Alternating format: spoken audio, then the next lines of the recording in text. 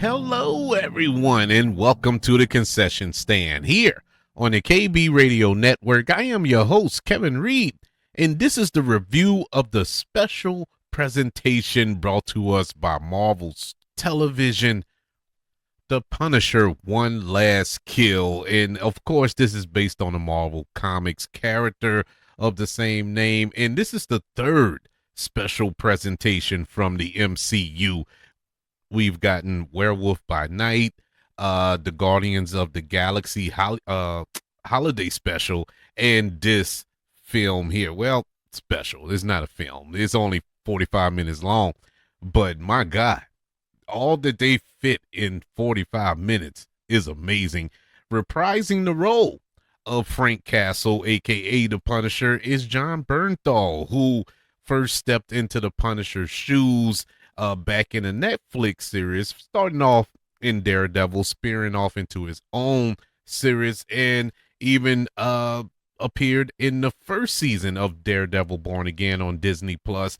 Now we get Jon Bernthal as this just one-man wrecking crew yet again for this special presentation that sees Frank Castle trying to live a life without the need for revenge as the vigilante, the Punisher, only to be drawn back into an unexpected conflict with crime lord Ma Gnucci.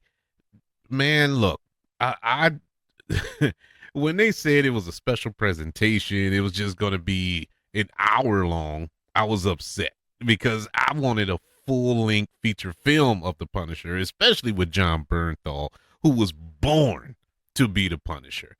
And just before we hop in, let me just start off by saying it may come off as bias and whatnot because I'm a big, huge, giant Punisher fan. I loved him in the comics because he was a change of pace in the comics because he was a rated R character. You know, it was weird to read those comic books growing up. You know, coming from X-Men and Spider-Man and going over to DC and you got Batman and Superman and all that good stuff. But to see a character who isn't superhuman, doesn't have a suit, he's not a billionaire playboy by day. He's just a man. He's just a man who don't just kill you. He literally punishes you. And I don't know, maybe it's the sick sadistic side of me. I just love Frank Castle. And I even loved every iteration of a live action Frank Castle. Going back to the Dolph Lundgren film from, what was it, the early 90s? And it was stupid. The movie was horrible. I'm not going to excuse it. It was a horrible movie, but I love the Punisher, you know? Thomas Jane's depiction of Frank Castle. Didn't mind it. You know, it wasn't the greatest. Didn't mind it. Punisher Warzone that starred the late Ray Stevenson as Frank Castle. I liked that movie. Really, really liked that movie. I thought he was perfect in the role. And then we transitioned into Jon Bernthal's run as the character. And I was like, well, forget everybody else. Jon Bernthal is the guy. This short presentation of the Punisher that we got on Disney Plus was everything that the Punisher needed to be. And this is hands down the goriest, bloodiest, brutal, anything that Disney Plus, Marvel Studios has ever released. To say it was only 45 minutes long, this was the bloodiest thing I've ever seen in DC or Marvel. I mean, this was combined. This was unbelievably brutal for 45 minutes. And to add a compelling story to it all, some compelling performances to it all, I don't know how they fit it all in 45 minutes. Still, plus all of the action sequences that we got towards the end, which took up about 20 minutes of that 45. But before we got to the brutality of it all, it was so much character development and story that 2-hour films don't even do. They can't even accomplish that, which makes you even more confused. But it is so well written and directed. This presentation is directed by Reinaldo Marcus Green, who directed the Bob Marley biopic. He directed King Richard, that got Will Smith an Academy Award and got Chris Rock slapped at the Academy Awards. But he's a real good director. He also worked with Jon Bernthal on that HBO show We Own the City, which was really, really good if you haven't checked that out. And man, didn't see this coming. Did not see this coming. I was excited, of course, but I did not see a good presentation. I want to call it a movie so bad because it felt like I watched a full-length feature film. With we get into this. We jump into this. It picks up right after season 1 of Daredevil Born Again, when the Punisher escaped the task force that Wilson Fisk put together. And so at this point, he's taken out all of the families, all of the mafia families that were associated with his family's death. And so he's done. He no longer has a purpose.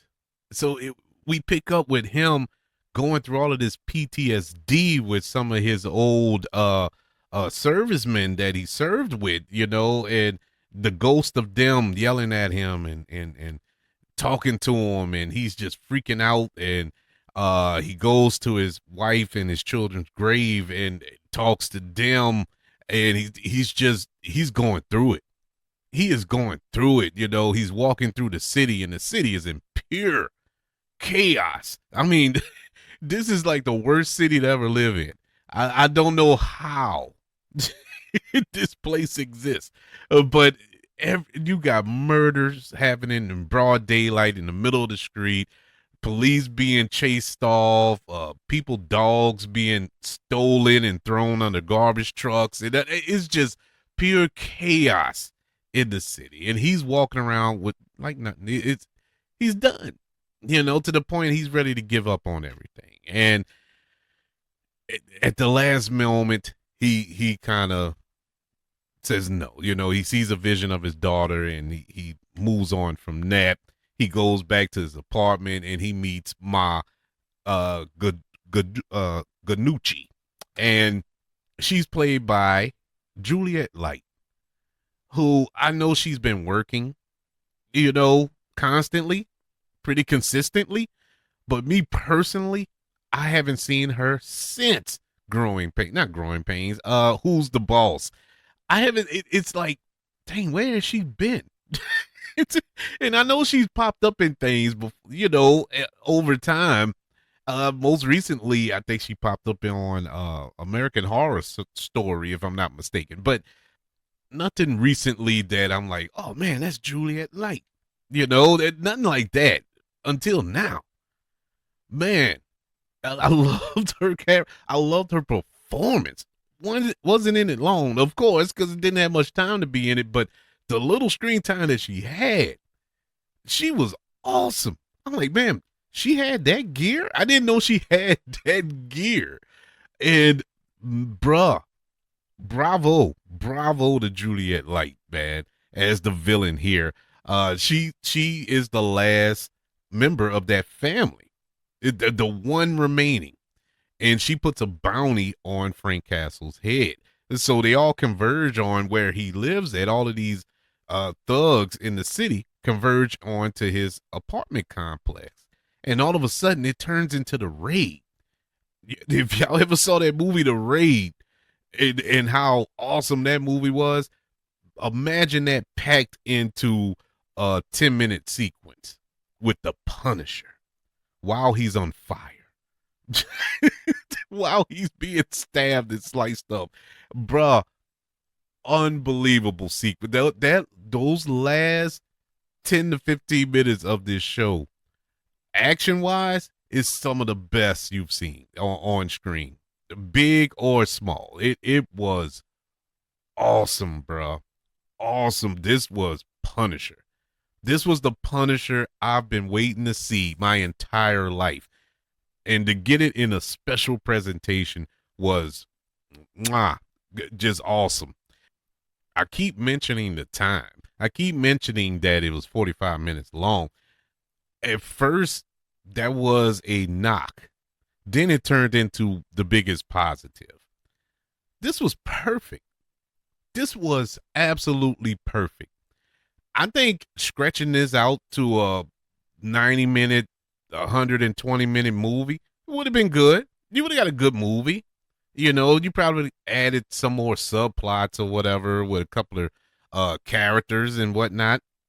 That's all fine and good, you know, but just to tell this singular story here, you know, just all takes place in one day, basically, in what, one or two locations, was perfect.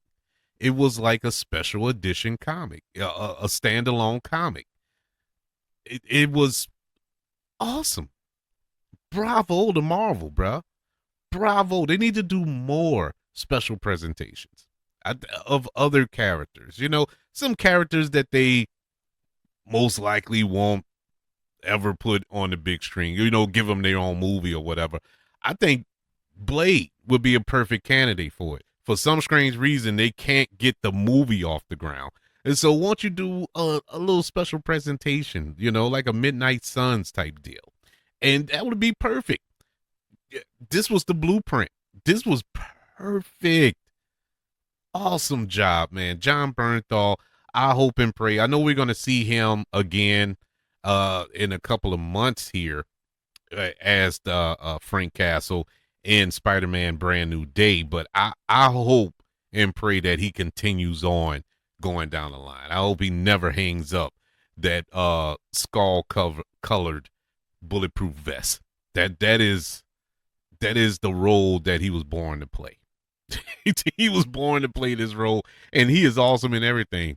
Jon Bernthal is one of my favorite current actors working, but kudos to them. Like, kudos to everybody involved. Reinaldo Marcus Green and Jon Bernthal, Kevin Feige, everyone over there who contribute to this show or this special presentation as it is. You got the stamp of approval from me. The Punisher, One Last Kill, gets a letter grade of an A. Awesome job. Awesome job. I will be watching this ad nauseum because it's a quick watch. You know, it's a quick watch. You can watch this and be amazed with all of the gore. And I mean, when I say brutal kills, brutal. I'm talking. I compared other comic book movies to it, but no, you can compare other action movies to it. This is some brutal stuff. Frank Castle works this big old muscular, tatted up cat with a pen. And I mean, turned him literally into a pincushion. It was brutal. Brutal. Every death was brutal. He was the Punisher. But I like to know, what were your thoughts of the Punisher One Last Kill, which was like 80 last kills that he had in this show. What was your thoughts? Email the show, kbradiopodcast@gmail.com. You can also search for the show on all social media platforms. Just search for the KB Radio Network. Also, don't forget about YouTube. Subscribe to the KB Radio Network channel and like this video if you don't mind. Don't forget about the 5 stars, the reviews, and sharing this show if you're listening on Apple Podcasts, Spotify, iHeartRadio, wherever you are currently listening to the concession stand here on the KB Radio Network. Everybody, thank you for joining me for this review of Marvel Television special presentation of The Punisher One Last Kill. Want you all to know that I love you, continue to love everyone, and until we speak again, you all be blessed.